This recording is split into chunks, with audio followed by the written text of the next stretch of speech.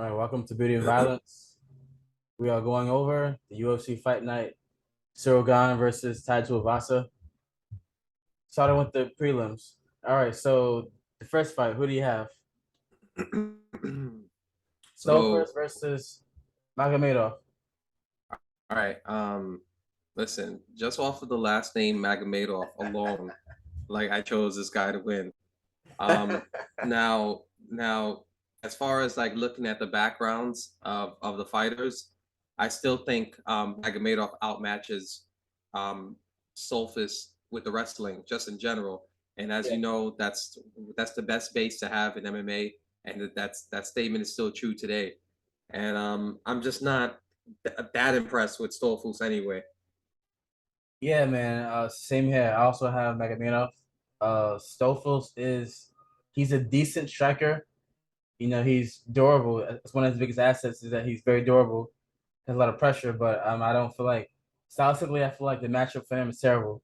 I think that Magomedov is going to knock him out, or he's going to get a TKO on the ground. All right, next fight: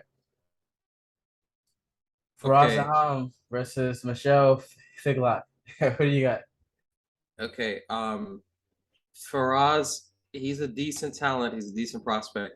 However, for whatever reason, I don't believe in Faraz Sahabi. Um, for Faraz Sahabi, in my opinion, hasn't had like a significant talent recently. You know what I mean? Like to me, his prized possession is GSP, and I believe he's still I believe he's still kind of like living off of the legend GSP? of having GSP as a pupil. So I don't think he can give this guy a strong enough game to Yeah. impose his striking game on a guy like Macau Figlock. The only thing I'll say about Faraz is that he has good kickboxing, and he has more UFC experience, so that might help him out versus Figlock making his debut. But I think that Figlock is skilled enough to be able to get past those UFC jitters, get past that first fight nerves, and actually have a dominant performance. I believe it's going to be a very pressure heavy, grappling heavy performance by Figlock in this fight. He's gonna pressure him, walk him down, grapple him. And stylistically, that's a bad matchup for Faraz who needs that range in order to implement his skill set of kickboxing. So yeah, I also have Michelle as well. And then like UFC jitters, right? To Yeah, me, that's that affects you more when you have like a mainly striking game, or you yeah, have to yeah, yeah, rely yeah, so yeah, much yeah, on yeah. just little movements. You know what I'm saying? Yeah, that's true. Yeah, But when you have a grapple heavy game, like you can have the worst jitters and still take a guy down like Faraz Saham, who doesn't have a lot of resistance to the takedown. yeah. I agree with that. All right, next fight: Nazarene Mayoff versus Joaquin Buckley. Great I fight, think. Oh yeah, great go fight. ahead. No, overall, this is a great fight. One of the fights that I look forward to seeing most on the card. I think that Nazarene, whatever his name is, I believe that he's a really skilled fighter. He's really well rounded. He has good striking. He has great ground game as well. Buckley is an athlete. He's improving rapidly with his fight IQ. I think that the fact that this guy doesn't have the power to really, in my opinion, really hurt Buckley. As long as it's standing, this guy's in trouble being knocked out. And I believe Buckley has the power and the fight IQ to find that shot to actually really hurt him and put him out. So I got Buckley. Yo, listen, man, the hood is coming to the UFC. Uh, as you said the other day, I classify Buckley as one of the hood samurais of the UFC right now. Like this guy again clocked in Dwayne Reed like not too long ago. Just clocked out of Dwayne Reed not too Yeah, long ago, and he was in the UFC. Well, he was in the UFC without any coaching, any yeah, real coaching organization. Now he's had the coaching, and you've seen the difference. I mean, he's had one of the best highlights of all time. He beat a guy. I forgot this guy's name, but he actually beat Nazarene, and it has heavier grappling. Buckley beat him in the last fight. I think Buckley is gonna knock his block off, and I think he's gonna look like Roy Jones Jr. do it while doing it. All right, man. Yeah, I mean, I agree with that. All right. Benoit Saint Denis versus Gabriel Miranda. Man, this is a weird fight. Both of them have great good ground games. Both of them have, I believe that's their bread and butter. As far as record goes, though, Miranda has all finishes by jiu-jitsu. All his wins have been by finish, I believe, by submission. And because of that, even though the guy from France might have, maybe more power advantage in top positions, I don't think that his jiu-jitsu is as good as Miranda. However, he's really tough.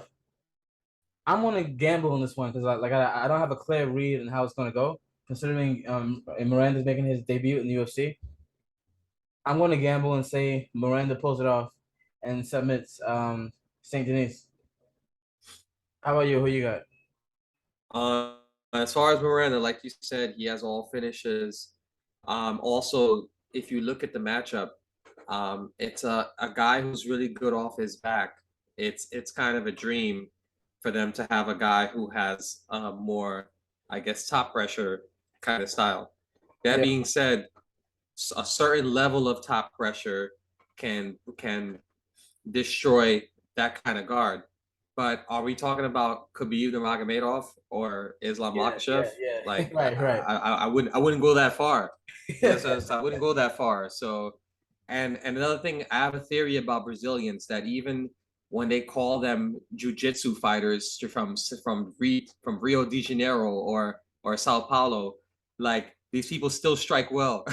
you you Yeah, I understand what agree. I'm saying? Like I agree. they still Yeah, it's almost like that's a standard. It's a standard to be a Brazilian, like to be a Brazilian. It's a and to be a fighting Brazilian. It's a standard to be like pretty good at everything. You know what I'm saying? Like I especially agree. like striking and jujitsu. Yeah, man, I So agree 100%. so I have to go with Gabriel Miranda. All right, next fight: Khalid Taha versus Quinones. Man, this fight is weird to me as well. Um, I think the odds are off for this fight big time. Khalid is a good fighter, but not really impressive. Um, Quinones is kind of a wild fighter, but he's a plus 255 underdog. That's nuts. I think that he actually wins the fight, and I actually believe that he beats Kali. I think he finishes him with strikes. I mean, he's kind of wild sometimes, but I feel like he's going to improve from his last fight and show a more educated game, striking game. And when he flows, he's dangerous. So I feel like he wins this fight via TKO or KO. So you got Quinones by Yeah, TKO. yeah, Yeah, I mean, if he doesn't get knocked out by Quinones' technique, he's gonna get knocked out by Quinones' Mexican spirit. Um, yeah, it's a different kind of mindset. Like in my opinion, when you're looking at these two fighters, like Khalil, he fights not to lose, in my opinion, and Quinones like fights to win at all times, like a lot of Mexican fighters do. yeah. I agree. Yeah. All right. It's it's Next a fight. di- it's a Yeah, difference between when you're trying to win by points and when you yeah, have the mindset of taking someone's life inside the octagon. yeah. Next fight. Stephanie Edgar versus Aline Perez, the girl who twerked after her last fight, I believe. Okay. I'm gonna keep it short. Actually, I believe that the order of the fights we probably got it wrong. This is probably the first fight of the card. I don't know, but um, I think I believe Stephanie Edgar wins the fight. I think she submits her. This other girl, seems decent, but I haven't seen enough from her that makes me believe that she's gonna beat Stephanie. Yeah. Yeah, agreed. We actually agree on like all these picks so far. I'm So pretty far, sure we're yeah. gonna deviate somewhere. Yeah, I'm yeah. pretty sure we're gonna deviate somewhere, but Stephanie Edgar, I believe she got back into the octagon because she wants to wash out the bad taste Yep. of of the dishonor she brought to her coaching staff, by lying about getting armbarred, So and this girl, I mean, I feel like I feel like when it comes to debuts, those affect like female fighters More. emotionally even more. Yeah. So I think Stephanie Edgar by skill and by experience. All right, now to the main card. Main card. Here we go. Great fight. Great matchmaking. Charles Jourdain versus Nathaniel Wood. These guys both fought earlier this year. Wood, I believe, fought Charles Rosa, if I'm not mistaken. And Charles Jourdain just got robbed off of a fight between Shane Burgos. I'm gonna keep it short. Charles Jourdain, to me, is a better fighter overall. Man. So Charles Jourdain, he was dangerous against Shane Burgos, who's huge. Shane Burgos would be Shane Burgos would probably be kind of big for a lightweight because he looks Yeah. massive in that division. And he just walked Shane Burgos down like Shane Burgos was a bantamweight. You understand what I mean? And Nathaniel Wood, he's good technically and stuff like that, but I don't know, man. Like I think he's gonna get overwhelmed by Charles Jourdain. I think Charles Jourdain's a hurricane. I Yeah, think you can put volume, and I think you can put volume on him, and I think you could snipe him. I agree. Yeah, I agree. All right, next fight: William Gomez versus Gerardo Arenas. Listen, I don't know about these guys much really. I haven't seen much footage on both guys. I'm going with the black guy because he looks fast, athletic. Uh, the image is being shown, and also he's a favorite. So I'm going to let the eyes makers choose this one. I'm going with the guy from France, also hometown advantage. Yeah, Yeah, exactly. Like that's that home cooking right there. yeah, Like is this William Gomez's debut? yeah, Oh yeah. yeah, exactly. So they Which wanted guy to got give William? him someone that would allow him to shine, Yeah. in my opinion. All right, next fight: John Medesi versus Nazareth. Whatever his last name is. Um, Honestly, Nazareth, he has good boxing. He has good hands. Even though he's lost his last three fights, he hasn't lost to bad fighters. Bobby Green is Bobby Green. He's a veteran, great boxing. The hood. You know, it's John Medesi is the older guy, veteran. He actually looked pretty good his last fight as well. But in my opinion, Nazareth should win this fight. I think John Medesi is on a decline. His age is gonna show up any moment. Nazareth, I believe, has the skills to not get knocked out, stay out of danger, and win a point fight. Yeah, I mean, I hope I agree. Like, and I also hope we're both right because I don't know. There's these weird fighters who turn back the clock, especially the ones True. who actually have somewhat of a wrestling background. True. Like Yeah. when I saw him beat Bahamondes, like I was just like, what is this? Like, what am Yeah. I even watching? Like I thought Yeah. Yeah. Bahamondes was gonna send him into the shadow realm, like he did his last couple of Yeah. opponents. But yeah, I mean, Big Dusty proved me wrong. But I do think Nazareth, if you're looking at it from a technical standpoint, he has a high guard, so he should stay out of danger. Um, he has a decent enough wrestling game because he went against a guy who's wrestle heavy and Mark Jacasey and left it in a pool of his own blood. So um, yeah, I think he's beaten better competition than McDessie from what I could see. So I'm going with Paris, Nazareth. All right. Next fight: Alessio versus Roman Kovalev. Once again, the fight is a close fight, which is why the odds are at it's tied. You know what I mean? Picking odds because it's a close fight. Um, I'm gonna keep it short. My gut tells me that Roman wins this fight. It tells me that he's gonna win. I think he has the better hands. I think he has more hunger as well. So I'm going with him. Yeah, I think Alessio wins, even though he got like knocked out viciously by that Nigerian guy. What's his name again? Forgot his name. But anyway, he got knocked out viciously in Abdul his last Hassan. fight. Abdul Hassan. He got knocked out viciously. So it's possible that he could come gun shy, but that also might allow him to he was already kind of a point fighter. So he might even fight even more cautiously and if I'm not mistaken, he's has more just more fights and he's more of a veteran in general. Yeah. All right. Next fight. Co-main event. Robert Whittaker versus Marvin Vettori. This fight, man. So going back and forth in my head with this, I actually am not too sure about the winner of this fight. I'm going to say Whittaker though. I actually changed my pick from earlier this week. I had Vettori earlier this week. I'm going Whittaker, but I'm definitely going to put some money on Vettori because, in my opinion, Vettori is probably the next best. Like him and Whittaker are right there as far as who's next after Izzy and being the best in that division. Like they're right there. You know what I mean? Like, can you really say Robert Whittaker is like leaps and bounds ahead of Martin Vettori? You can't really say that really. Right. So because of that, I don't really know how it's gonna go. But I'm gonna go with Whittaker. I'm gonna go that he wins a point decision. He appoints him. Maybe a split decision. Who knows? But I can see Vittori winning as well by decision or by finish. Believe it or not. Who you got? Yeah, my gut tells me that Vittori is gonna win.